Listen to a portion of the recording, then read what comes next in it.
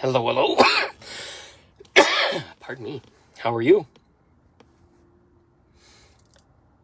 In this live, I want to chat. I got some beautiful trees in there and some beautiful light. I want to chat about darkness. It's something that's got a really bad rap, and it's something that we seem to be blaming everything on, and we don't give it any credit for its part in our society and our lives, etc. So if we look at reality in proper balance and alignment as a mix of yin and yang. So if you've seen that Chinese or whatever symbol of half light, half dark, and the dark side having a pinpoint of black in it, and the light side having a pinpoint of the light side having dark and the dark side having light in it, that's a true expression of what a human experience is. So if you go to our basis level, an awakened version of ourselves, we are that yin yang. We're having an experience that we might call or judge dark or light, evil or good, pardon me, etc.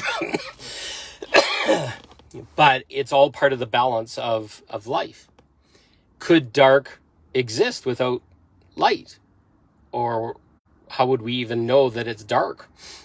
Because it's the absence of light, etc. So when we're wandering through and we're having all these things go on, like let's say we're talking about cabal and a society that's filled with, I don't know, crushing of traditional values, etc., etc. A little bit, some of the stuff I talked about earlier today in my first live. Could you really see any of what's a person that's treating people well? Could you know without the opposite, without someone treating people badly? And when we start to really be aware of what the human experience is, and it's an exploration of light and dark. It's an exploration of possibility. So if we're all part of Source, part of God, a lot of us have lived that life. We've been good little girls, good little boys our whole life. We treat people well. We don't steal. We don't hurt people. We do things in a light way. And then a lot of us have probably experienced that we over-rotated. We tried to please everybody, make the world a better place by helping everybody and doing it at our expense, etc., etc., which to me is an over-rotation of light. Well, without some dark, some selfishness, without some balance to be able to take when we overgive, if we don't...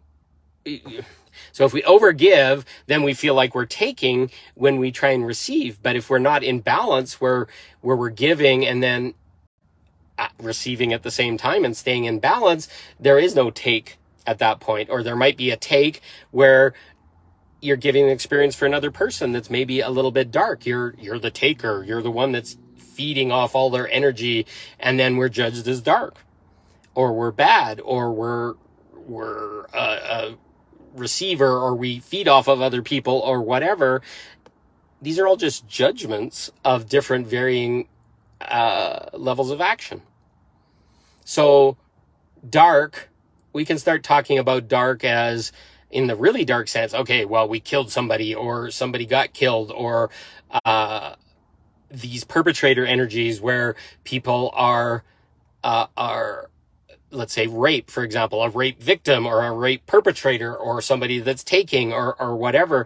And when you start really digging into these experiences might be heavy and dark, but they're also expressions of boundary issues, of ways we're not protecting ourselves or confusing each other in what our desires are, or one person's rape could be another person's, like, oh, I was invited, but maybe that person afterwards went and talked to their friends, and then they shamed them for that experience, even though they were a yes at that moment. Then all of a sudden in our society with Me Too and all these things, all of a sudden this thing is twisted into something that it wasn't in the moment. And then there's a whole bunch of confusion. Now all of a sudden the act of sex can be dark, or the act of following through with what was agreed in the moment. Maybe somebody was drunk. Maybe somebody, well, isn't it a responsibility of both? You can't have no responsibility for your life if you're having too much alcohol and letting all your inhibitions down. And then all of a sudden it's judged dark because a man or a woman went and participated. And there's so much tangled shit in this world. Now, if you go and look at some of the great philosophers of time, like Rumi, for example, it's like, he basically talks that we're in the dark, we're encased in this mud or this blackness of experience, and we don't even know what's light or dark because our programming and our parents and past traumas and all these things has kind of twisted us and made us not be able to see in balance. And then he talks about cracking you open and the light shines in through the wound.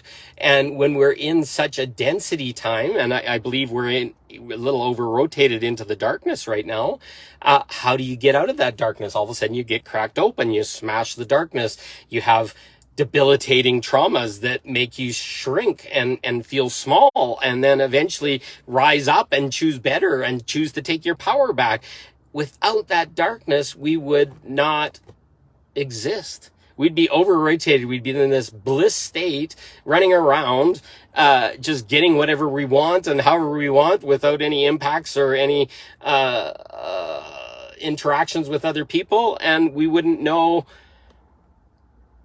the exchange, the possibilities, the feeling bad so that you can really feel good, the feeling dark so you can actually feel light, what it feels like to be in a dark, deep hole and crushed and smashed to pieces, and the suffering and the struggle refines our living. It refines who we are. It refines the light. It makes our light purified. How can we go through an experience if we can't exert our power?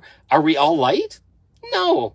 If your power sometimes means you might have to smash somebody in the head when they're taking from you or whatever, it's not all just turn the other cheek bullshit. That's a bunch of spiritual bypass shit.